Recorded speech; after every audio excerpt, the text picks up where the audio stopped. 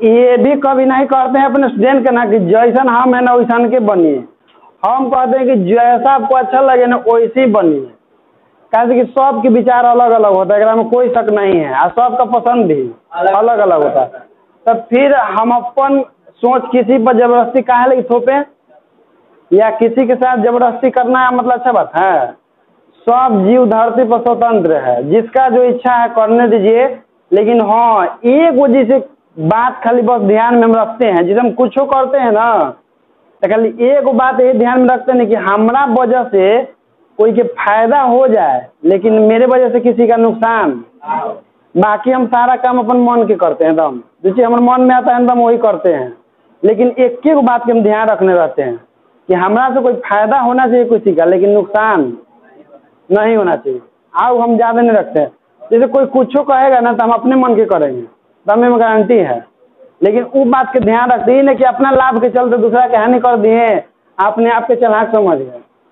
हम समझते हैं कि दुनिया के सबसे मूर्ख आदमी हम हैं, ठीक ना।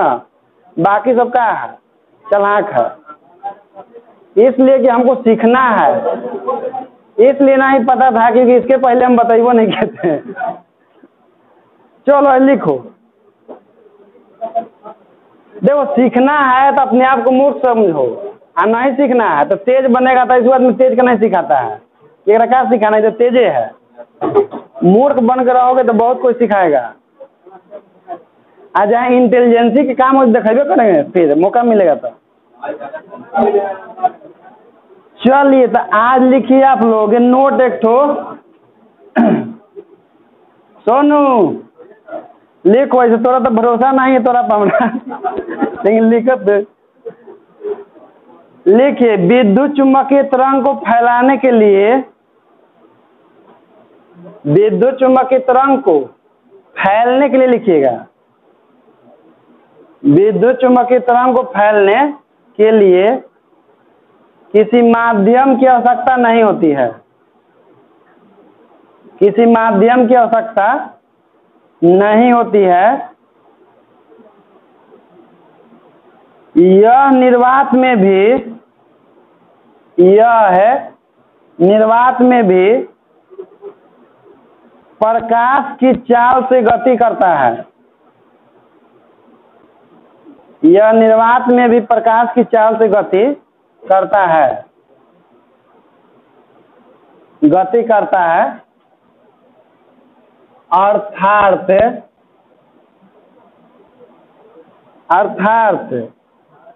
3 × 10⁸ मीटर प्रति सेकंड के चाल से चलता है। 3 × 10⁸ मीटर प्रति सेकंड के चाल से चलता है, चलता है। देखिए जैसे कि विद्युत चुम्बकीय तरंग है, उसको चलने के लिए किसी माध्यम की आवश्यकता नहीं होती है यहाँ तक, लेकिन निर्वात में भी चल सकता है। कितना के चाल, जैसे प्रकाश विद्युत चुम्बकीय तरंग है ना जी, और निर्वात में कितना के चाल चलता है, 3 × 10⁸ से चलता है। जैसे हम लोग का मोबाइल का जो नेटवर्क है वो कौन तरंग के कारण चलता है, रेडियो तरंग कारण चलता है, और वो भी एक प्रकार का विद्युत चुम्बकीय तरंग है। तो उसको भी चलने के लिए किसी माध्यम की आवश्यकता है।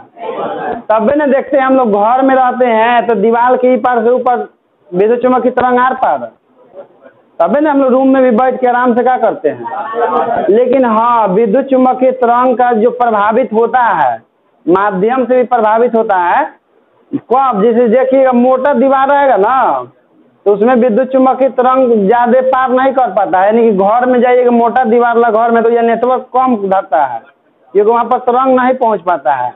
विद्युत चुम्बकीय तरंग का मतलब हाँ, यह गड्ढा में ज़्यादा नीचाई पर भी नहीं जाता है, ज़्यादा गहराई में भी नहीं जाता है। या मिट्टी वाला घर में जाइएगा ना तो उसमें भी टावर कम धरता है, मोटा दीवार वाला, क्योंकि विद्युत चुम्बकीय तरंग वहाँ पहुँच नहीं पाता। देखिए जहाँ जहाँ आपका नेटवर्क, जहाँ जहाँ आपका मोबाइल में सिग्नल बता रहा है ना, तो समझिए कि यह विद्युत चुम्बकीय तरंग मौजूद है, क्योंकि विद्युत चुम्बकीय तरंग सिग्नल के रूप में बताता है कि हाँ यह इतना पहुँच रहा है, ठीक ना। तो चलिए अब लिखिएगा विद्युत चुम्बकीय तरंग का गुण। हाँ बोलिए क्या, ध्वनि जो है वो अनुप्रस्थ तरंग नहीं है, वो अनुदैर्घ्य तरंग होता है। और वो अभी आपको आगे पढ़ना है, इसमें नहीं पढ़ना अनुदैर्घ्य तरंग के बारे में। टॉपिक लिखिए विद्युत चुम्बकीय तरंग के गुण।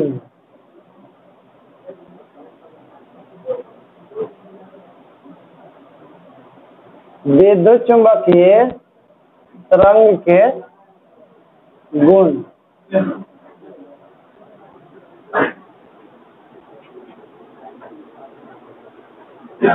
चल इसका गुण नंबर 1 लिखिएगा। पहला गुण है इसका तरंगदैर्घ्य।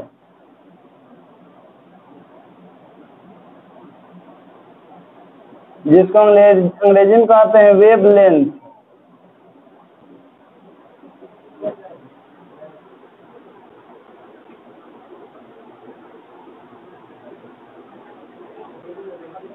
देखो बालक, तरंगदैर्घ्य होता क्या है, जिसे हम लोग जानते हैं कि किसी भी माध्यम में जो विद्युत चुम्बकीय अनुप्रस्थ तरंग होता है, तो अनुप्रस्थ तरंग किसी माध्यम में किस प्रकार चलता है? स्ट्रिंग और गॉस के रूप में। बहुत अच्छा। अब देखिए ई वाला होता है स्ट्रिंग, ई वाला गॉस होता है। ये भी स्ट्रिंग है, आई वाला आपका गॉस है। तो देखिए तरंगदैर्घ्य क्या होता है? तरंगदैर्घ्य एक प्रकार का दूरी होता है। तो कैसा दूरी होता है? तो दो लगातार स्ट्रिंग या दो लगातार गॉस के बीच का जो दूरी होता है उसी को हम लोग, तो परिभाषा क्या होगा कि दो लगातार स्ट्रिंग या दो लगातार स्ट्रिंग या दो लगातार गॉस के बीच के दूरी को तरंगदैर्घ्य कहते हैं। तो ये बताए थे आपको जब बीमा पढ़ा रहे थे ना, तो उसमें बताए थे कि तरंगदैर्घ्य एक प्रकार का दूरी होता है। दूरी का मात्रा क्या होता है? मीटर होता है, बीमा एल होता है, ठीक ना। तो तरंगदैर्घ्य के पहले परिभाषा लिखिए। हाँ, लैम्डा है वो। लिखिए जो उल्टा वाई है ना, उसी को लैम्डा कहते हैं। नहीं, ये पहले परिभाषा लिखिए। दो लगातार स्ट्रिंगो या दो लगातार गर्तो, दो लगातार स्ट्रिंगो या दो लगातार गर्तो के बीच के दूरी को तरंगदैर्घ्य कहते हैं। दो लगातार स्ट्रिंगो या दो लगातार गर्तों के बीच के दूरी को तरंगदैर्घ्य कहते हैं। के बीच के दूरी को तरंगदैर्घ्य कहते हैं। दो लगातार स्ट्रिंगो या दो लगातार गर्तों के बीच के दूरी को तरंगदैर्घ्य कहते हैं। Paragraph change. तरंगदैर्घ्य को लैम्डा से सूचित करते हैं। हाँ उल्टा भाई, देखिए इसे। तरंगदैर्घ्य को लैम्डा से सूचित करते हैं, लैम्डा से सूचित करते हैं, जिसका एसआई मात्रक मीटर होता है। जिसका एसआई मात्रक मीटर होता है, मीटर होता है। लेकिन अत्यंत छोटी दूरी होने के कारण, लेकिन उसी में लिखिए, लेकिन अत्यंत छोटी दूरी होने के कारण इसे प्रायः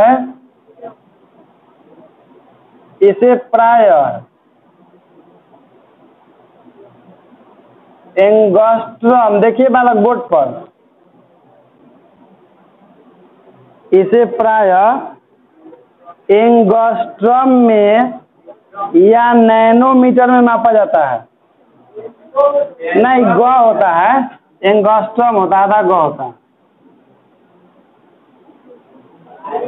एंगस्ट्रम में या नैनोमीटर में मापा जाता है।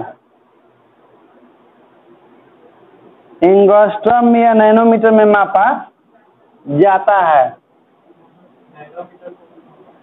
नैनोमीटर पूरा नाम लिखिएगा, मापा जाता है। देखिए बालक ये सब बहुत छोटा दूरी होता है, ठीक ना। इसका देखिए नीचे लिख लीजिएगा, 1 एंगस्ट्रॉम बराबर होता है 10 के पावर माइनस 10 मीटर। अब देखिए मीटर को सेंटीमीटर में बदलने के लिए क्या करते हैं, 100 से गुना करते हैं ना। 100 मतलब 10 के पावर 2 से गुना करेंगे तो 10 में से घटेगा तो क्या हो जाएगा, 10 के पावर माइनस 8 सेंटीमीटर। अच्छा चलिए ये बताइए 1 नैनोमीटर बराबर कितना मीटर होता है। 1 नैनोमीटर बराबर होता है 10 के पावर माइनस 9 मीटर। इसको सेंटीमीटर में बदलेंगे तो क्या होगा बताइए तब ये सब जो है आपका आगे न्यूमेरिकल बनाने में काम आएगा, इसलिए सब याद रखिएगा कि 1 एंगस्ट्रॉम का मान मीटर में 10 के पावर माइनस 10 होता है और सेंटीमीटर में 10 के पावर माइनस 8 होता है। ये वाला नोट कर लीजिए और उसके बाद इधर डायग्राम बना लीजिए। हाँ न्यूमेरिकल बनवाने के लिए तो पूछना ही पड़ेगा सब। 1 एंगस्ट्रॉम बराबर कितना नैनोमीटर। तो देखिए जैसे 1 एंगस्ट्रॉम बराबर ऐसे देख लीजिए, जैसे हम लोग जानते हैं कि 1 एंगस्ट्रॉम बराबर कितना हो गया 10 के पावर माइनस, एगो देखिए सीख लीजिए बालक लिखे लगे पूछ दिए तो बता ही दे रहे हैं। 1 नैनोमीटर बराबर क्या होता है ना, ये बालक समझो 10 के पावर माइनस 9 मीटर। देखिए तो ये पूछे कि 1 एंगस्ट्रॉम बराबर कितना नैनोमीटर होगा ये ना। देखिए 1 नैनोमीटर का मान कितना होता है 10 के पावर माइनस। अब तनी बोलिएगा यहाँ पर, देखिए 1 एंगस्ट्रॉम बराबर इसको हम ऐसे लिख सकते हैं 10 के पावर माइनस 1 गुना 10 के पावर माइनस 9 मीटर। देखिए 10 के पावर माइनस 9 मीटर का मान किसके बराबर है, तो इसके जगह क्या पुट कर देंगे, तो 1 एंगस्ट्रॉम बराबर क्या हो जाएगा 10 के पावर माइनस 1 गुना 1 नैनोमीटर, यानी कि देखिए बालक हो जाएगा 1 एंगस्ट्रॉम बराबर कितना नैनोमीटर।